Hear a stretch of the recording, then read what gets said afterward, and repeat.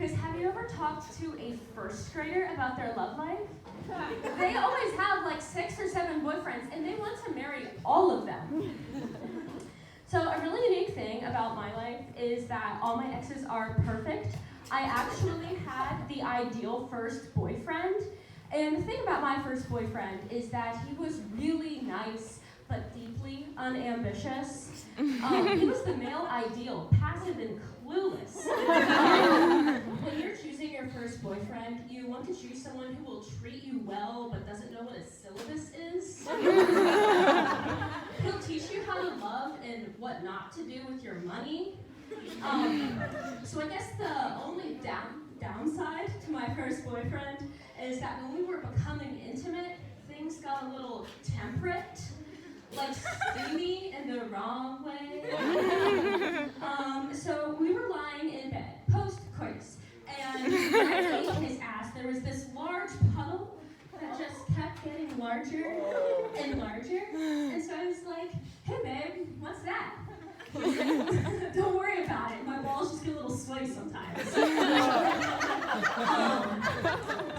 yeah, but he was more than sweaty. The room was humid.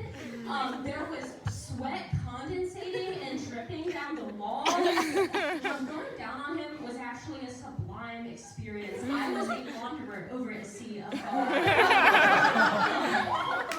You know there's a problem when you're giving a guy head and your glasses fall out? And you ever been through a breakup?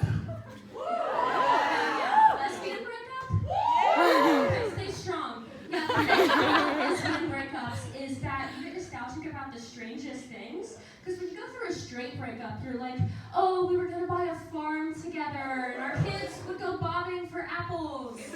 When you're going through a lesbian breakup, it's like, what about our IVF kids? What's going to happen to our test tube babies? We're just going to leave them high and dry and wait for some other gay couple to adopt them? So I think that being kinky is a healthy form of creative expression. But there are some things that I do not think should be considered normal. Like wearing leopard print and thinking that it's sexy. My friends, that is cat fur! When I go shopping for lingerie, I'm not like, which of these looks most like a cat? But I guess I understand, because if I had to have sex with any large mammal, I would also choose a leopard. They are Africa's apex predator. They are known to drag their prey into trees before they eat them. When I mean, like, take me out to dinner first. They also have notoriously loud sex, and they breed with the passion of 1,000 fires, and it's really quite impressive. So I'm a bit of a late bloomer when it comes to breeding. I didn't have a kiss until I was 18 years old.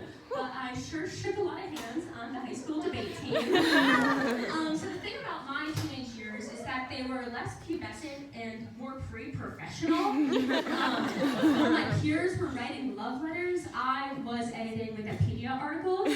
And while they were banging their significant other, I was banging a gavel at my weekly debate meetings. Decorum! So yeah, after a while, I began to wonder if I would ever find love when my formative teenage years were filled with political roundtables instead of important social experiences. Like, I just wish we'd have like a mating ritual, like one of those fruity little birds. Maybe a sandhill crane. Of all the birds with courtship dances, their choreography is the easiest to learn.